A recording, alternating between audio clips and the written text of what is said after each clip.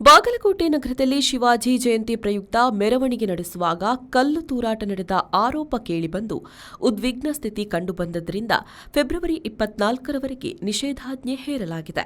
ಬಾಗಲಕೋಟೆ ಸುತ್ತಮುತ್ತಲಿನ ಮರಾಠ ಸಮುದಾಯದವರು ಶಿವಾಜಿ ಹುಟ್ಟುಹಬ್ಬದ ದಿನದಂದು ದೊಡ್ಡ ಮಟ್ಟದ ಮೆರವಣಿಗೆಯನ್ನು ಹಮ್ಮಿಕೊಂಡಿದ್ದು, ಮೆರವಣಿಗೆ ಮೇಲೆ ಕಲ್ಲು ತೂರಾಟ ನಡೆದಿದೆಯಂತ ಸುದ್ದಿ ಹರಡಿದ ಹಿನ್ನೆಲೆಯಲ್ಲಿ ಇಡೀ ನಗರವು ಪ್ರಕ್ಷುಬ್ಧಕ್ಕೆ ಒಳಗಾಯಿತು.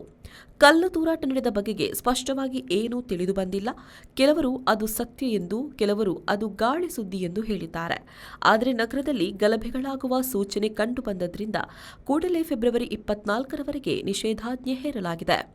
ಶಾಂತಿ ಮತ್ತು ಕಾನೂನು ಸುವ್ಯವಸ್ಥೆ ಕಾಪಾಡುವ ದೃಷ್ಟಿಯಿಂದ ಫೆಬ್ರವರಿ ಮಧ್ಯರಾತ್ರಿಯವರೆಗೆ ನಿಷೇಧಾಜ್ಞೆ ಹೇರಿರುವುದಾಗಿ ಜಿಲ್ಲಾ ಉಪವಿಭಾಗಾಧಿಕಾರಿ ಸಂತೋಷ್ ಜಲಸಾಗರ ಆದೇಶ ಹೊರಡಿಸಿದ್ದಾರೆ.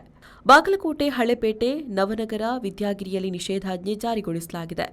4 ಇಲ್ಲವೇ ಹೆಚ್ಚು ಜನರು ಗುಂಪುಗೂಡುವಂತಿಲ್ಲ, ಯಾವುದೇ ಬಗೆಯ ಆಯುಧ ಹಿಡಿದುಕೊಂಡು ತಿರುಗುವಂತಿಲ್ಲ ಅಂತ ಆದೇಶದಲ್ಲಿ ಸ್ಪಷ್ಟಪಡಿಸಲಾಗಿದೆ. ಸಭೆ, ಸಮಾರಂಭ, ಪ್ರತಿಭಟನೆ ಯಾವುದಕ್ಕೂ ಕೂಡ ಅವಕಾಶವಿಲ್ಲ.